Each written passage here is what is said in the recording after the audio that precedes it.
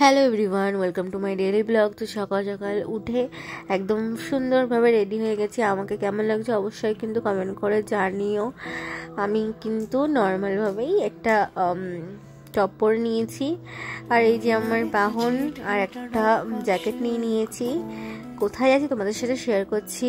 তো ট্রেনে উঠে গেছি, আমি একা একাই যাচ্ছি এখান থেকে, হাবড়া থেকে। তো চলে এসেছি দমদম স্টেশন। এখানে বসে আছি, অপেক্ষা করছি কাদের জন্য সেটাও তোমাদের সাথে শেয়ার করছি। এখানে একটা বন্ধু, তো এই যে যাচ্ছি। আর এই দেখো সবাই চলে এসেছে। এই যে তুহিন, একে তো তোমরা সবাই মোটামুটি চেনো যারা আমার ব্লগ দেখো। তো সাথে আর কি করছিলাম, আর এখানে সবাই ফ্রেন্ডরা মিলে আমরা একটুখানি বেরিয়েছি। এখন আমরা দমদম লিফটে উঠে গেছি। এই যে আমার বন্ধু, তো এই যে সবাই এক এক করে যাচ্ছি। তো আজকে কিন্তু সবার সাথে সবাইকে চিনি সেরকম না, ওখানে দুজনকে চিনি আর তিনজনকে চিনি না। তো আজকে প্রথম আলাপ, তো সবাই মিলে আমরা একটু কাজের জন্যই এসেছি। তো ঘোরাও হবে এদিকে, গল্পও হবে এদিকে, আমাদের কাজটাও মিটে যাবে। তো আমরা চলে এসেছি রবীন্দ্র সরোবর। আমি ফার্স্ট টাইমে আসছি, আর আমি একটা সানগ্লাসও পরে নিয়েছি, এটা একটা বন্ধুর। তো আমার কেমন লাগছে অবশ্যই কমেন্ট করে জানিও। আর এখানে না মানে বোতল সব প্লাস্টিকের বোতল মতন অ্যালাউ করে না।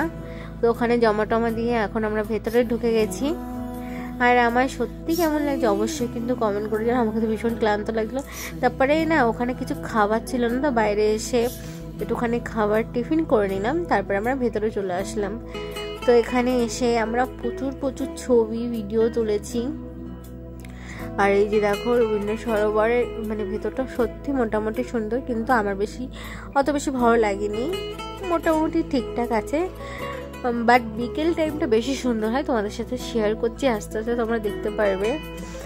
আর এই যে আমি একটু স্টাইল মানে ছবি তোলার জন্য চুলটা ছেড়ে দিয়েছি, কারণ রোডের সাইড দিয়ে আসছি না, প্রচণ্ড পরিমাণে ধুলো থাকে, জন্য চুলটা বেঁধেছিলাম। এদিকে আমার বন্ধু ক্লান্ত হয়ে পড়ছে, কারণ এরা এত ছবি তুলছে এক একজন করে।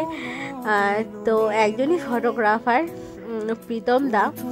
তো প্রীতম দাই তুলছিল, ওই যে পেছনে যে খয়েরি কালার জামা পরা, আর ও একদম বসে পড়েছে, মানে এত সবাই ছবি তুলছে, ও ক্লান্ত হয়ে পড়ছে। তো আমরা এখানে একটু গল্প করছিলাম, আর এই দাদাটাও ব্লগ করে। তো এই দেখো আমি একটু সানগ্লাসও পরে নিয়েছি। আর তারপরে আমরা এখানে প্রচণ্ড বড় জায়গা, মানে ভীষণ বড় জায়গার ভিতরে, তো আমরা একটুখানি ঘুরে টুরে নিয়েছি। আর এখানে সবাই মিলে আমাদের একটু কাজের ডিসকাস করার কথা ছিল, একটু ডিসকাস করছিলাম কাজের বিষয় নিয়ে। আর এইটা হচ্ছে কি গাছ আমাকে কমেন্ট করে জানিও, আমিও ঠিক জানি না, বাট গাছটায় প্রচণ্ড পরিমাণে ফল হয়েছিল, তাই তোমাদের সাথে একটু শেয়ার করলাম।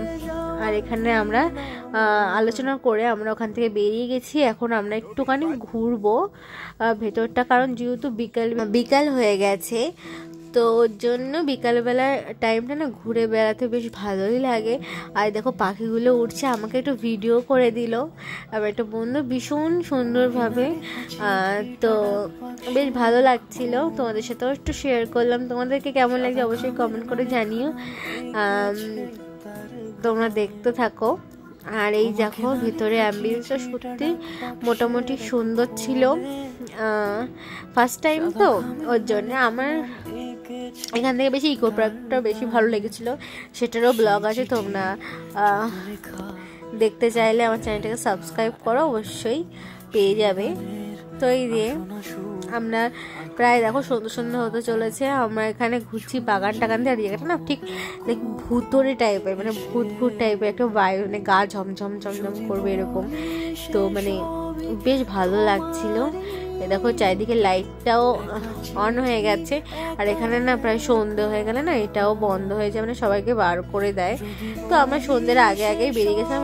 একটা ফ্রেন্ড, এর নাম অঙ্কিতা। তো এখানে অঙ্কিতা ছিল, তুহিন ছিল, প্রীতম ছিল, আরও অনেকেই ছিল, আমি ঠিক নাম মনে করতে পারছি না। তো এখানেও আমাকে একটু ভিডিও করে দেয়। আর এই গাছটা দেখো কেমন না ভুতুড়ে টাইপের লাগছে না, তোমরা কমেন্ট করে জানাও। আমার তো বেশ ভয়ই লাগছিল মানে ওই গাছটা দেখে। তো প্রায় দেখো সন্ধ্যে হয়ে এসেছে, আর পাখিগুলো একদম নিজেদের মানে বাসায় ফিরে যাচ্ছে। বেশ সুন্দর লাগছে। সন্ধ্যেবেলার ভাইবসটা না আমার এরকম মানে নদী হোক, গঙ্গা হোক বা সমুদ্র হোক, বেশ পাশে দাঁড়াতে ভীষণ ভালো লাগে সন্ধ্যে আর ভোরবেলা। তোমাদের কার কার ভালো লাগে আমাকে কমেন্ট করে যাও, বা পুকুর হোক, মানে আমার বেশ ভালোই লাগে। তো এই জায়গাটা রবীন্দ্র সরোবরের পাশে এরকম মানে পাখিগুলো উড়ে যাচ্ছে, বেশ সুন্দর লাগছে না? তোমাদের কেমন লাগছে জানিও আমাকে। আর প্রায় এখন লালচে টাইপের হয়ে গেছে, তো আমরা এখন বেরিয়ে গেছি বাড়ির দিকে যেতে হবে, অনেকটা টাইম হয়ে গেছে, প্রায় 6:30 বাজে তখন আমরা ওখান থেকে বেরিয়েছি। এরপর এমনিতেও ওটা বন্ধ হয়ে যাবে, সবাইকে বার করে দেবে, তো তার আগে আগে আমরা বেরিয়ে গেছি। আর ও একটু আর কি করছিল।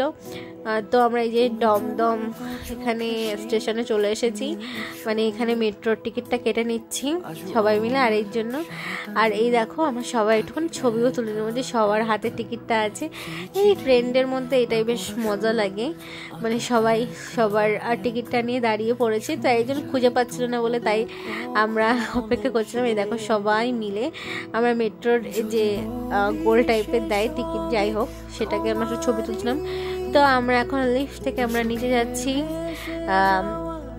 মেট্রোর জন্য অপেক্ষা করছি এখানে বসে। খুব সুন্দর জায়গা, ওখানে ওরা সবাই ছবি তুলছিল, আমাকে তো ভীষণ ক্লান্ত লাগছিল, কি বলবো। তো ওরা ওখান থেকে অন্য লাইনে যাবে, মানে নৈহাটি ওইদিকে যাবে, তো ওরা আলাদা হয়ে গেছে। আর আমি আর তুহিন আমরা তো হাবড়ায় যাব, যেহেতু আমাদের বাড়ি হাবড়ায়। তো এখানে আমরা ট্রেনের জন্য অপেক্ষা করছি। আমি চুলটা বেঁধে নিয়েছি, তারপরে আবার ট্রেনে উঠে চুলটা খুলে দিয়েছি। তো সবাই এখানে বসে আছি, অপেক্ষা করছিলাম। ট্রেনের ভিড়টা কমই ছিল আজকে, যেহেতু এটা ছিল হাবড়া লোকাল, তার জন্য ট্রেনের ভিড়টা কম ছিল। আমি একটু গান শুনতে শুনতে স্টেশনের এদিকে চলে এসেছি। তো বেশ ভালো লাগে আমার এখানে দাঁড়াতে, ভীষণ ভালো লাগে, কিন্তু আমি সুযোগ পাই না, কারণ যখনই যাই প্রায় সময় ট্রেনটা ভিড় থাকে। তো আজকে মানে আস্তে আস্তে ফাঁকা হয়ে গেছিলো, কারণ যেহেতু হাবড়া লোকাল ছিল তো প্রায় ফাঁকা হয়ে গেছিলো। আর আমরা হাবড়ায় নামবো, তো হাবড়ায় নেমে আমরা সারাদিন কিচ্ছু খাইনি, ওর জন্য একটু চাউমিন খেয়ে নিলাম বেশ লঙ্কা দিয়ে, তারপরে বাড়ি এসে গেলাম। তো আজকে ব্লগটা এইটুকু।